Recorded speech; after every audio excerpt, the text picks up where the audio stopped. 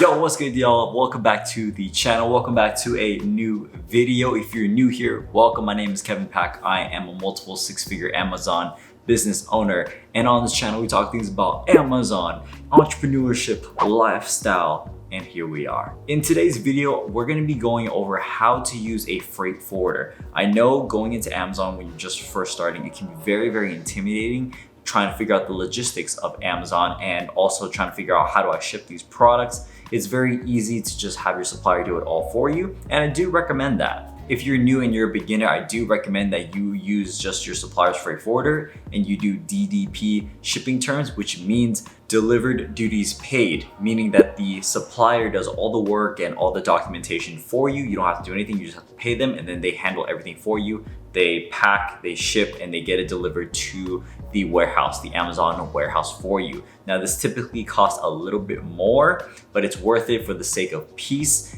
and security, knowing that they're gonna handle everything and it's not on you and you don't have to make any mistakes in doing so. But as you get more advanced, it would be wise to get your own freight forwarder. You can do this as a beginner as well, just so you have more control over your finances and you'll end up paying less for this rather than using your supplier's freight forwarder. At least from my experience, that's what's been going on. So I'm gonna teach you guys how to use a freight forwarder and give you guys the breakdown of how this works. Of course, before I begin, I'm gonna show you guys my sales so you guys know I'm a current Amazon seller. All right, there's a full refresh, over $600 for the day so far, and it is 1 p.m. So it's looking good. Things are starting to pick up for Q4. Pretty happy about that. I only have one active product right now. Actually, I have two, but it's in the beginning stages of its launch, I guess I would say. So really, I have one active leading product right now, and the others are in the works still. My other ones are sold out, so we're seeing low things. Otherwise, I'd be hitting over $1,000 days, man, if all my inventory was back in stock. So the first thing you want to understand is the different type of containers there are. So there's 20-foot containers and there's 40-foot containers. And the type of organization you're going to do for those containers is FCL and LCL. So FCL stands for full container load and LCL is for less than container load. So with full container load, this is going to be meaning that your inventory is going to fill up the entire container, or you're not going to share it with anyone else. There's not going to be a mix of any other products. It's just your products in that container. And then LCL is when you're going to have your inventory in a container, but it's also going to be mixed with other products from other companies, and then they have to disarrange everything once it lands into the port. Now, depending on the size of your inventory that you're about to ship out, it's going to determine which one you should go and which one's going to be most cost effective. But typically, here's the breakdown. If you're ordering a very large batch of inventory that's very, very big, you're going to want to use an FCL. So typically you can get a 20-foot FCL or a 40-foot FCL, but the whole point is you're gonna basically take up the whole space and you're not gonna share that container with anyone else. When you use an FCL, you're going to buy that whole container basically. So you're using the whole thing and it's basically a fixed cost. So whatever the rate is at that time, you're just paying for that whole thing and that's it, right? And then LCL, you're paying for the space within it. So this is better for small batches of inventory. So like if it's your first product, you're ordering 300 units, it's better to use an LCL because it's gonna fit with everyone else. It's gonna be more cost efficient. So those are the different times you should use it. And when you talk to a freight forwarder, they'll recommend which one is the best one for you, depending on the size of your inventory and the CBM or the volume of the inventory. So what you want to do first is when you're contacting suppliers, you want to make sure that you get the EXW prices from them, meaning that these are prices not including shipping from your supplier, all right? So they're just bare bone prices of just your product.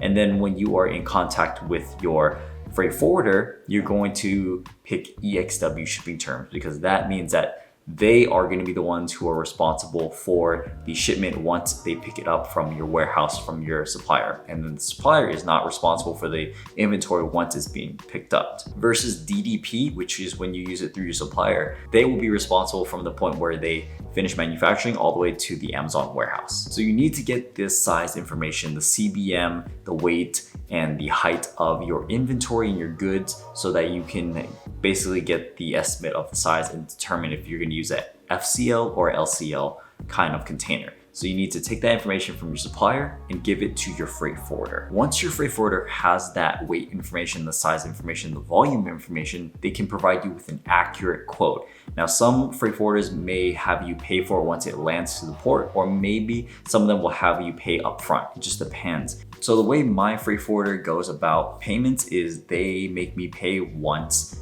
it arrives onto the port in the US, and then that's it. It'll clear customs, it'll be shipped and trucked into the Amazon warehouse, and that's it, right? Now, once you've already got the information, you got the quote, and you're okay with it, this is where your freight forwarding team will schedule things out with your supplier, and then they'll initiate the pickup, and then they will take all of that and then go through from the point of pickup to sea shipping or air shipping, and then they'll take it from the port in the US and take a truck and send it to an Amazon warehouse. Now, in this time, they might require you to provide some documentation, which you can get from your supplier.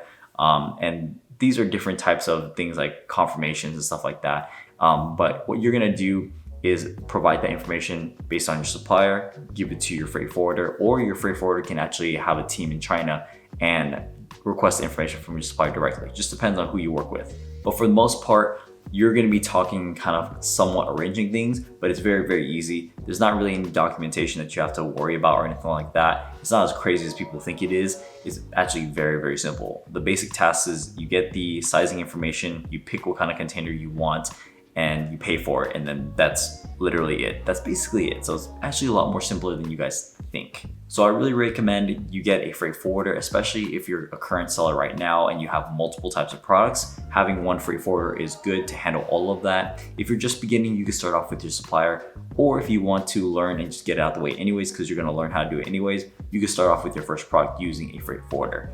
Now, I have friends that use Forest Shipping as a freight forwarder, and I heard good things about them, and I heard it's like mixed things, but for the most part, they're pretty good. Personally, I have my own freight forwarder that I work with, my own team that I work with, and I give that information just for my students alone. So if you are interested in enrolling and getting into my mentorship, go ahead and apply down below. It is not open enrollment. You have to apply to so that you can gain access to things like my personal strategies, my personal freight forwarding team, and things like that. So those are special access for my students. And this is just a tutorial for you guys. And if you have a freight forwarder that you want to use, this is basically the steps you would have to go through and understand it as well, okay? So again, if you guys want my mentorship and want to work with me to start your Amazon business or to grow your current business, go ahead, check the link down below. And again, you will get access to my personal recommendation of my freight forwarding team, and then also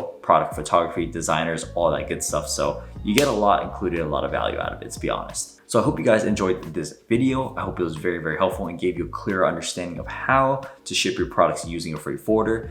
As always, I will catch you guys in the next one. Go make that money. Peace.